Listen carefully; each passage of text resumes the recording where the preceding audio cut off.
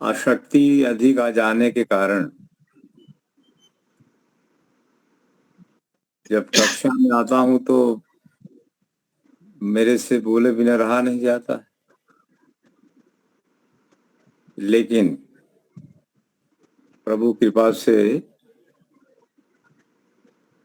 वेद मंत्र की व्याख्या आपके सामने रखेंगे।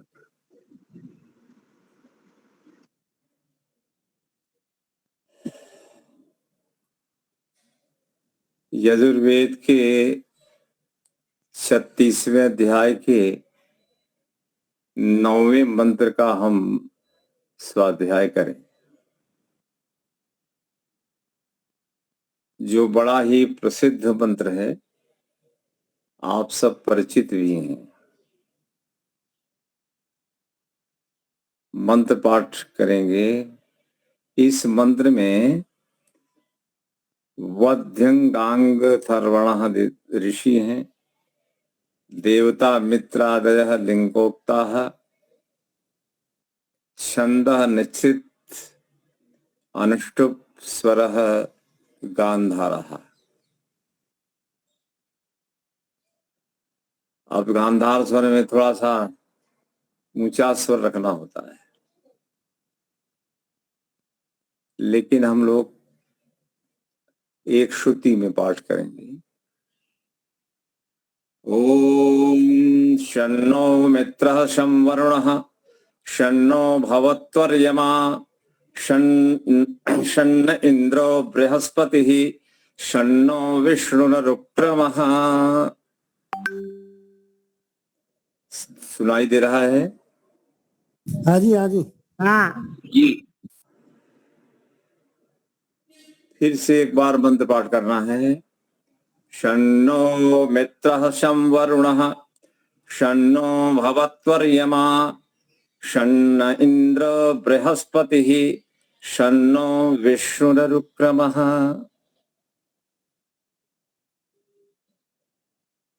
आप देखें, बार बार शम पद का प्रयोग। शम का तात्पर्य क्या है? शम का अर्थ है शांति, शम का अर्थ है सुख, शम का अर्थ है दुख आदि का शमन करने वाला।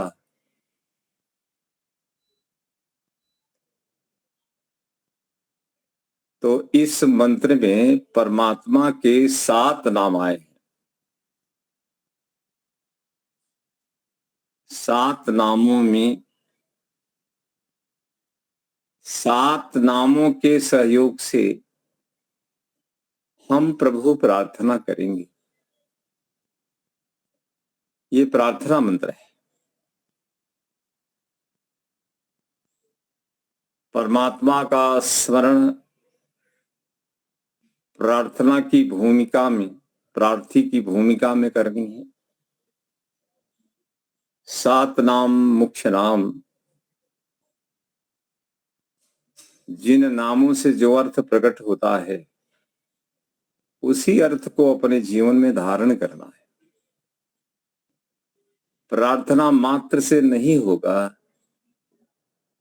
प्रार्थना भी करनी है और साथ साथ परमात्मा का वह गुण जो 7 में बताया गया, उस गुण को भी धारण करना है। अगर धारण नहीं करते तो प्रार्थना व्यर्थ है, कोई अर्थ नहीं।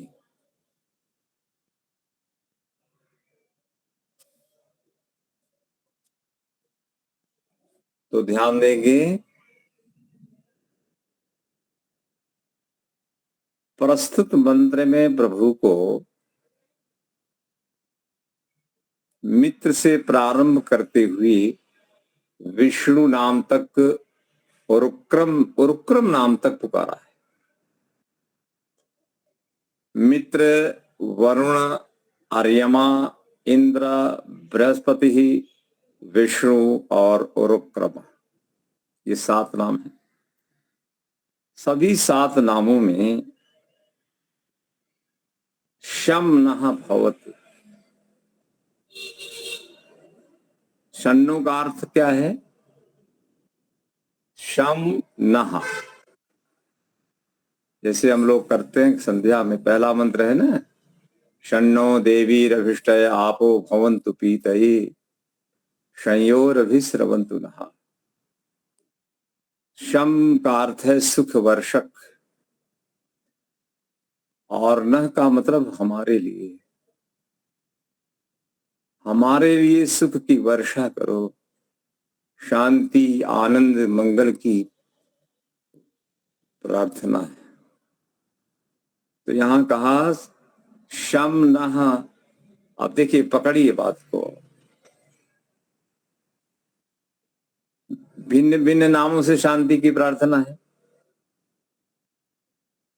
जिसमें शांति प्राप्ति के 7 साधनों का वर्णन है। सबसे पहला साधन है मित्र।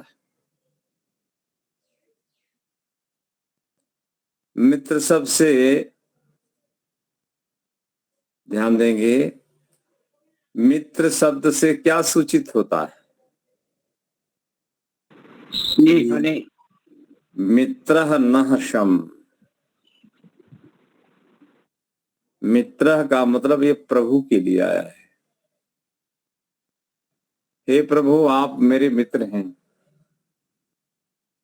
आप मेरे साथी, आप जगत में सबसे अधिक हमें सुख देने वाले, स्नेह करने वाले। तो प्रेम से प्रारंभ होता है और शक्ति पर ये मंत्र समाप्त हो जाता है। तो क्या हुआ? मित्र नामक प्रभु हमें शांति प्रदान करे। अर्थात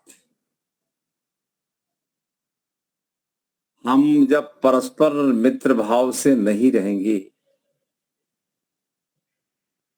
परस्पर अपने अंदर व्यवहारिक स्तर पर मित्रता नहीं होगी, तो शांति नहीं मिलेगी।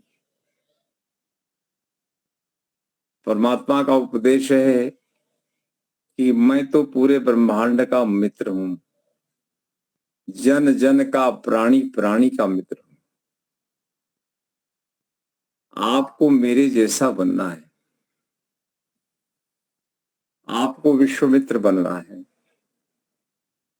एक एक प्राणी, छोटा हो बड़ा हो, जंतु हो मनुष्य हो, पशु हो पक्षी हो, हर प्राणी को प्यार करना है। कई मंत्रों में ये बातें आती हैं कि आप में प्रेम नहीं तो आप में प्रभु दर्शन की कोई संभावना नहीं। मित्रता, जैसे देखो, मित्रता प्रसिद्ध है राम और सुग्रीव की। ऐसी मित्रता में क्या हुआ?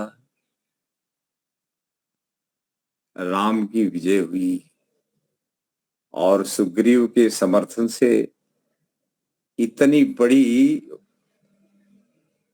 सेना, जो उनकी अपनी सेना थी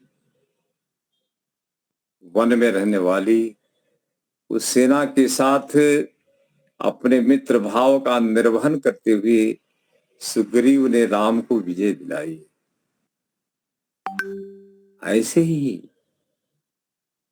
हमको भी समाज जीवन में, परिवार जीवन में, राष्ट्रीय वैश्विक जीवन में मित्रता का वातावरण बनाना होगा। अगर हम परस्पर मित्र भाव से एक दूसरे से व्यवहार नहीं करेंगे, तो मित्र स्वरूप परमात्मा का आपको बोध नहीं होगा। परमात्मा का मित्र वही बनता हो जो सबका मित्र होता है। शत्रुता रखने वाला ईश्वर को कैसे पाएगा? सबसे द्वेष करता है, जहर भरे हुए है, स्नेह भाव की कमी है। ऐसा भावहीन व्यक्ति परमात्मा के सच्चे स्वरूप का कैसे प्रत्यक्ष कर पाएगा? असंभव। तो बात क्या स्पष्ट हो गई? और स्नेह के, प्रेम के अभाव में शांति नहीं मिलती।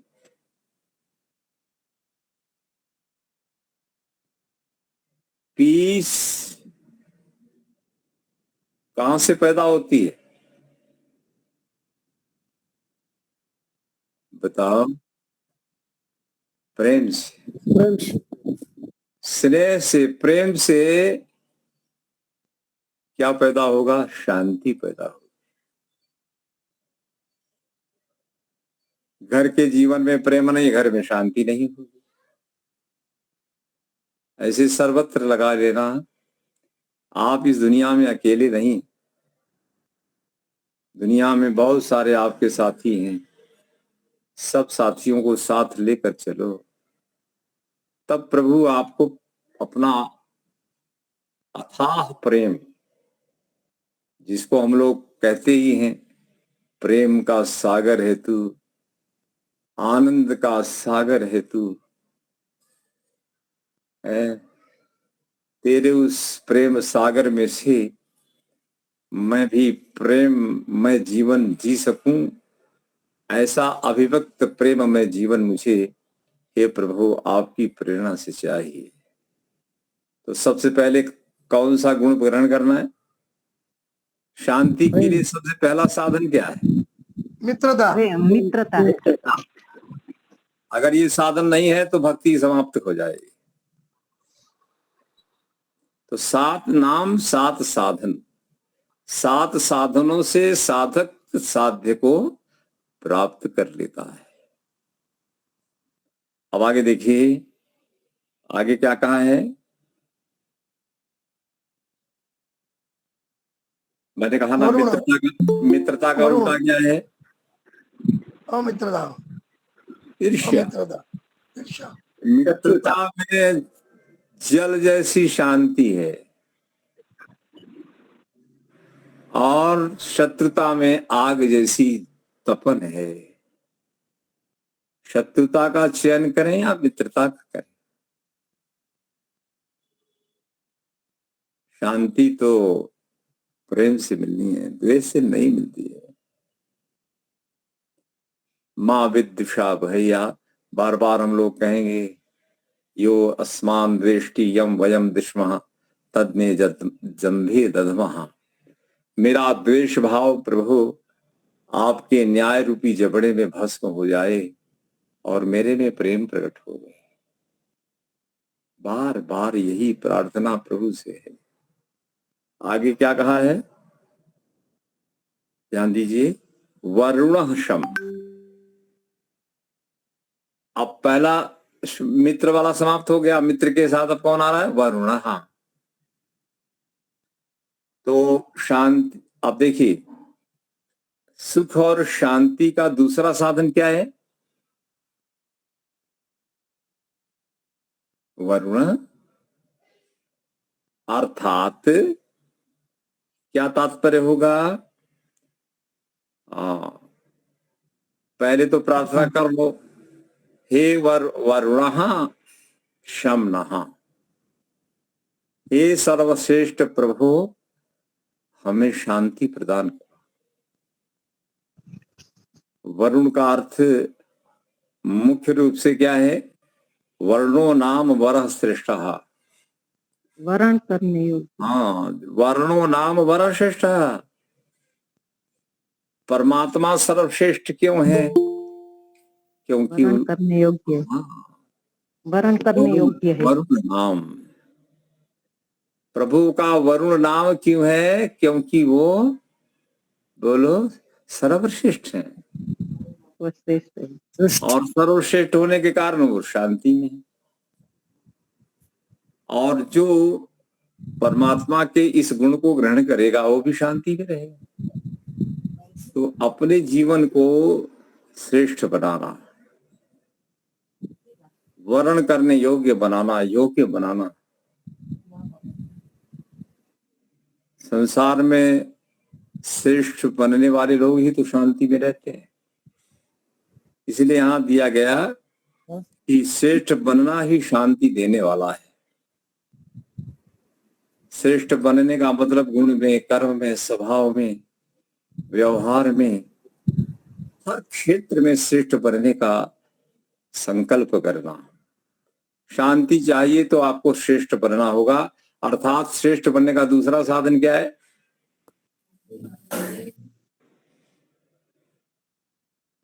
हाँ, मतलब शांति प्राप्त करने के लिए दूसरा साधन क्या हुआ?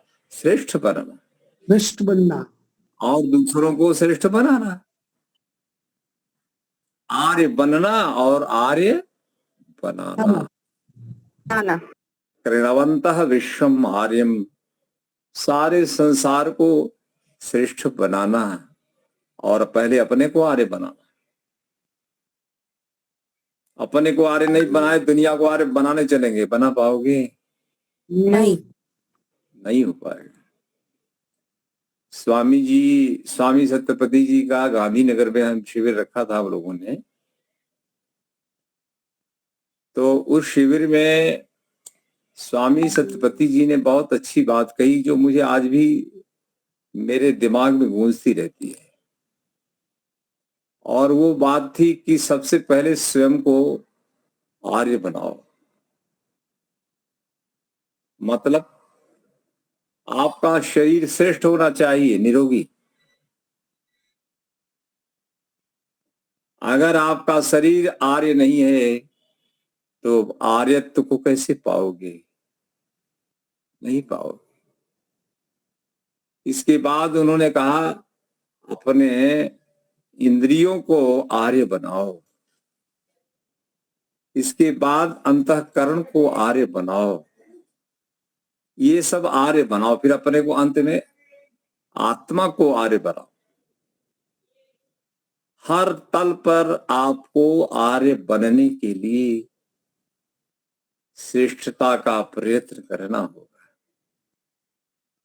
शरीर श्रेष्ठ है, इंद्रियां श्रेष्ठ हैं, मन, बुद्धि, अहंकार श्रेष्ठ है, तो आत्मा के साधन अच्छे हैं तो आत्मा साधना करके तो साध्य को प्राप्त कर ही लेगा। लेकिन अगर साधन ठीक नहीं है तो फिर कुछ नहीं होगा। मैं आपके सामने बैठा हूं, 2 महीने पहले, 1.5 महीने पहले तो बोलता था ना अच्छी तरह से। आज मैं अपनी बात को उतने थ्रो के साथ नहीं कह पा रहा हूं। उसका मुख्य कारण क्या है? शरीर आर्य नहीं है, शरीर श्रेष्ठ नहीं है, शरीर वरुण नहीं है। आत्मा वरुण कैसे बनेगा?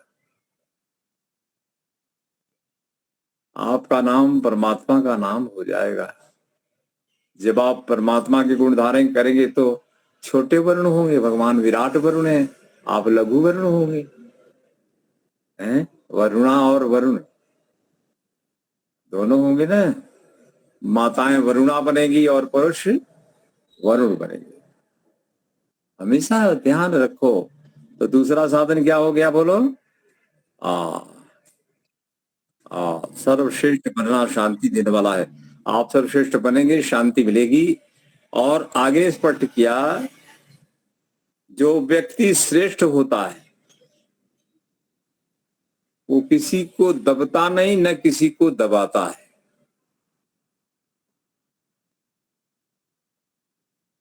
न किसी की मिथ्या प्रशंसा करता है, न तो कोई उसकी मिथ्या प्रशंसा करे वो पसंद है उसको। कभी ध्यान देंगे, श्रेष्ठ बनने वाला व्यक्ति किसी के भी प्रति बदले की भावना से वाइब्रेट नहीं करना है। अगर बदले की भावना आ गई तो आप श्रेष्ठ कैसे बनेंगे? आप के अंदर अगर दूसरे व्यक्ति से बदला लेने की भावना प्रकट हो गई तब आप श्रेष्ठ नहीं बन सकते और आपको शांति नहीं मिलेगी। तो शांति प्राप्त करना हो तो इतने इतने प्रकार की विशेषताएं हमें अपने जीवन में लानी पड़ेंगी। अपने जीवन आगे देखिए, तीसरा विशेषण, तीसरा साधन, परमात्मा का नाम अर्यमा। वरुण के बाद क्या बताया बोलो? शन्नो भवति अर्यमा। अर्यमा। शन्नो भवतु, भवतु अर्यमा। शन्नो भवतु मित्रः, शन्नो भवतु वरुणः, शन्नो भवतु अर्यमा। अर्यमा क्या होना है? अर्यमा नाम के प्रभु हमें शांति प्रदान करें। और आर्यम एति तम आहु यह ददाति। अर्यमा का अर्थ है न्याय। न्यायाधीश का नाम अर्यमा होता है। अब आप बताओ, आपके अंदर न्याय गुण नहीं होगा, आपको शांति मिलेगी?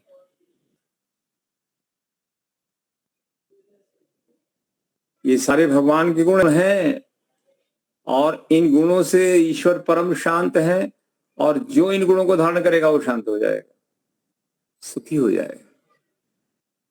तो आपका नाम अर्यमा कब होगा? जब आपके जीवन में न्याय गुण आएगा, निष्पक्ष व्यवहार, पक्षपात नहीं करेंगे। परमात्मा कभी पक्षपात नहीं करते। उनका न्याय अटल है, कभी किसी को दुख नहीं देते। अपने किए कर्मों के फल सुख दुख जीव ईश्वर के अर्यमा गुण के द्वारा निष्पादित होता है। वो यही कहते हैं, सहन कर लेना, सहन करके पार उतर जाएगा। क्षमा होती नहीं, क्षमा करेंगे तो भी तो सुधरेगा नहीं। तेरे सुधार के लिए न्याय की प्रवृत्ति जरूरी है। तो परमात्मा के न्याय की प्रवृत्ति को ध्यान में रखते हुए आप सब हम लोग अर्यमा गुण को, भगवान के न्याय गुण को धारण करें। अर्थात प्रभु निरपेक्ष हैं, पक्षपात रहित हैं। इंग्लिश में उसके लिए एक वर्ड आता है एब्सोल्यूट जस्टिस। एब्सोल्यूट का मतलब होता है निरपेक्ष। उनका न्याय किसी की अपेक्षा से नहीं, वो अपने आप निर्णय करते हैं और अपने निर्णय के आधार पर निष्पक्ष सुख दुख आनंद प्रदान करते हैं। अनेक प्रकार के गुण ईश्वर प्रदान करते हैं। तो आपको हमको अगर शांति चाहिए तो हम अपने जीवन में न्याय को लाएं। न्याय बहुत ही महत्वपूर्ण गुण जीव का है। आगे देखिए क्या कहा।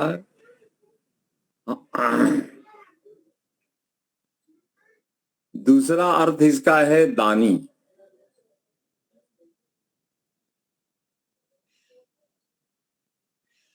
अर्यमा दानी के लिए प्रयोग है।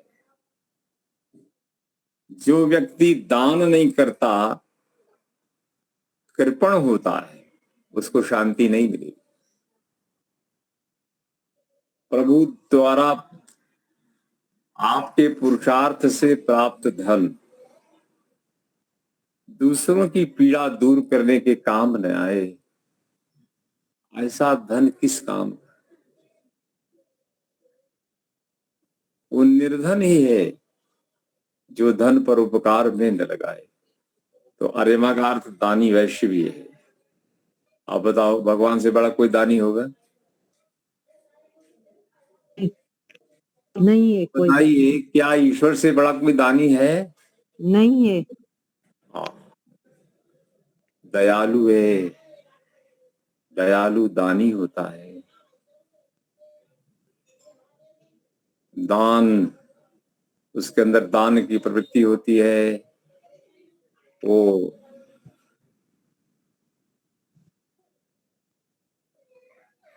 मनुष्य के अंदर भी दया गुण देता है। मनुष्य दयालु बनता है। दानी दयालु बना तो दानी बनाए, दानी बनाए तो निष्पक्ष बनाए, निष्पक्ष हो गया और विद्वान बना दिया। ये कार्य ईश्वर का है। आप इसको समझने का प्रयास करेंगे।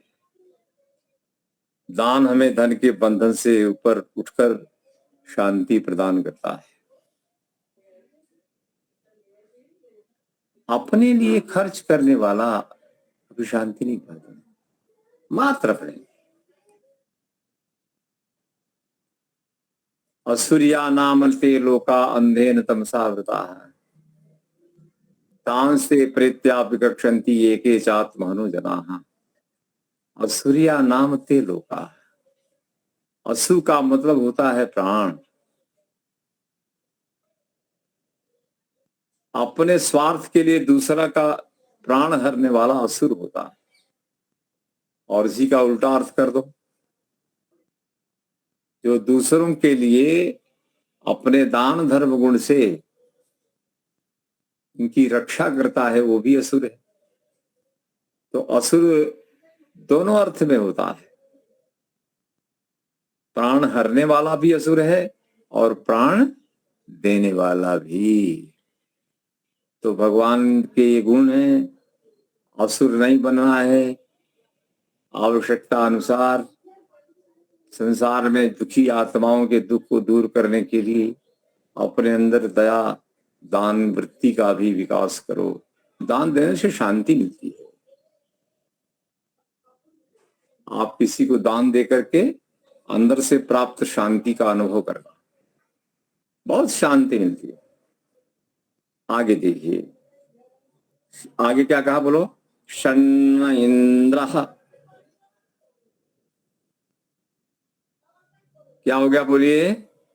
षण्ण इंद्रः, इंद्रः सन्नः भवतु, शम न भवतु। हे ऐश्वर्यों के मालिक प्रभु। इंद्र का अर्थ क्या है? परम ऐश्वर्यशाली, परम शक्तिशाली, परम दयालु और अविद्या आदि का विनाश करने वाला, असुरों का विनाश करने वाला, वो इंद्र ईश्वर है। क्या हमको इंद्र नहीं बनता है क्या? हमको भी तो अपने अंदर के असुरों को मारना है। अपने अंदर के विद्या, अस्मिता, राग, द्वेष, क्लेश आदि की द्वारा बनी हुई वासनाओं को मारना नहीं। मारने के लिए आपके पास बल चाहिए कि नहीं चाहिए? हाँ चाहिए। आत्मबल नहीं है, नहीं कर पाओगे। मनोबल नहीं है, नहीं कर पाओगे। आत्मबल और मनोबल, इनका विकास करने से क्या होगा? आप इंद्र बने। अपने आत्मबल से अपने अंदर के शत्रु का संहार करना है। और राजा जो देश का है वो भी अपने सैन्य बल से देश की रक्षा करे, और वैश्य अपने धन बल से रक्षा करे। शूद्र है वो अपने सेवा से रक्षा करे। सारे लोग रक्षक ही तो हैं। लड़ाई कहाँ? तो वहां यहां स्पष्ट कर दिया कि हे इंद्र नामक प्रभु, मुझे शांति प्रदान करो। अर्थात इंद्र नामक प्रभु हमें शांति प्रदान करें। इंद्र बनकर भी हम शांति लाभ कर सकते हैं। आपके हमारे अंदर अविद्या जनित जो वासनाएं हैं, उन वासनाओं का संहार करने का तप करना।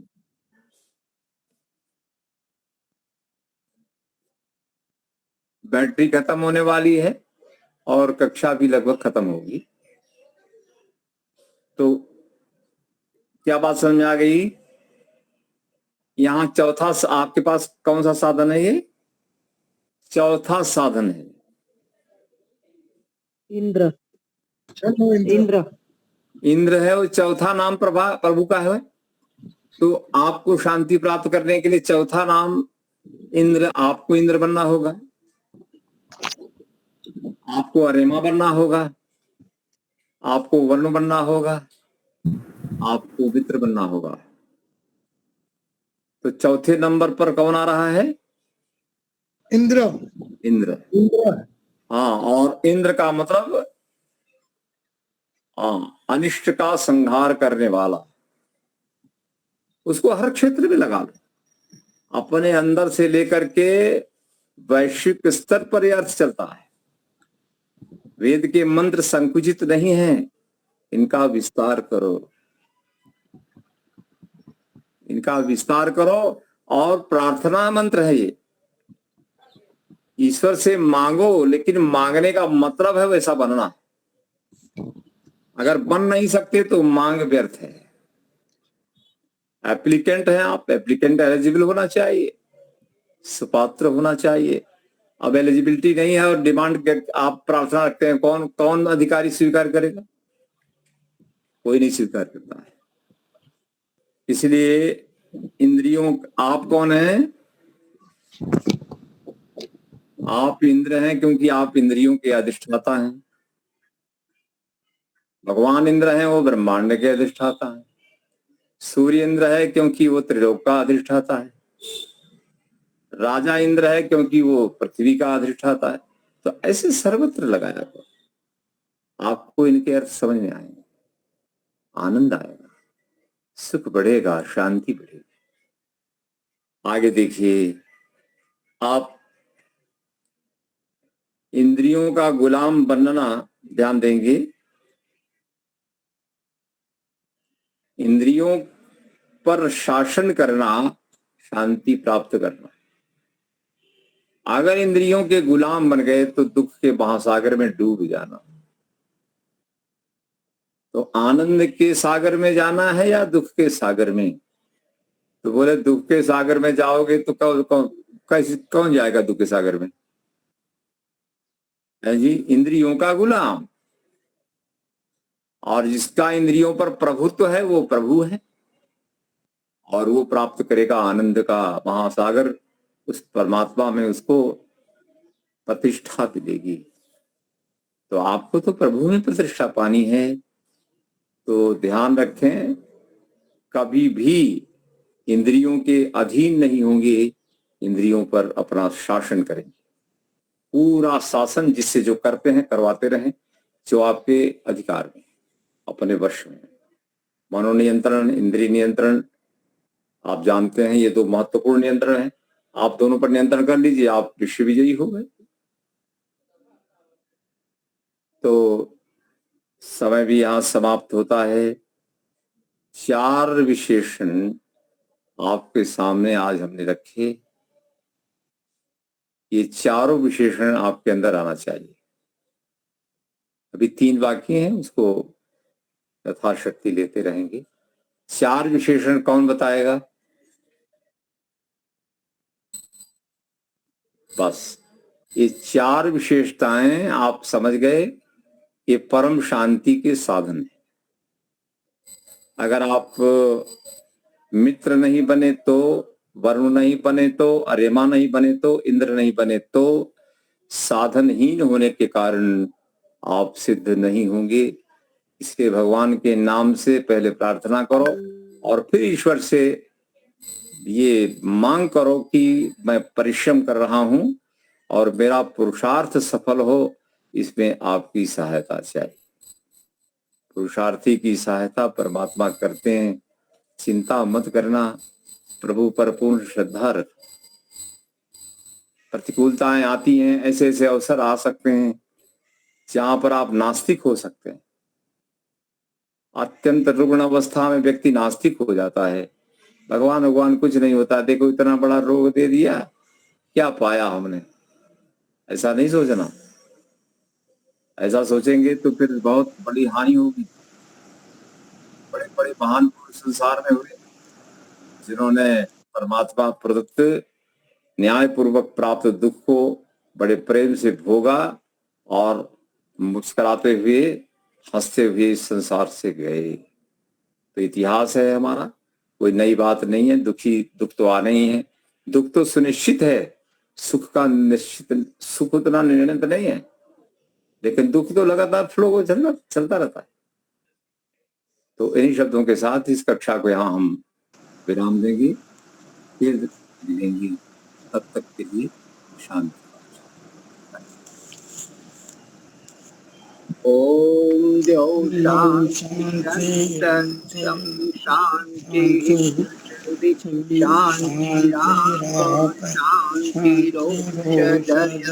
शांति वनस्पतयः शान्तिर्विश्वे देवा शान्तिर्ब्रह्म शान्ति सर्वं शान्ति शान्तिरेव शान्ति सामा शान्तिरेव।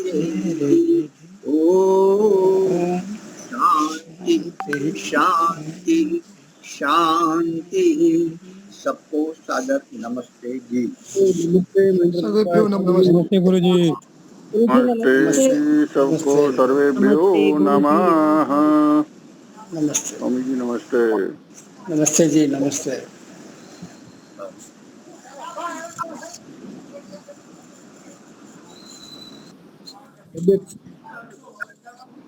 ठीक है स्वामी जी।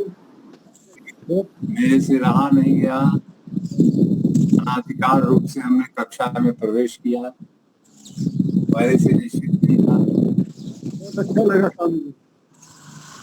लेकिन मैं क्या करूं, रहा नहीं गया। रहा नहीं जाता है। परमात्मा की कोई गुण गा लेते हैं तो मनुष्य आत्मा में शांति।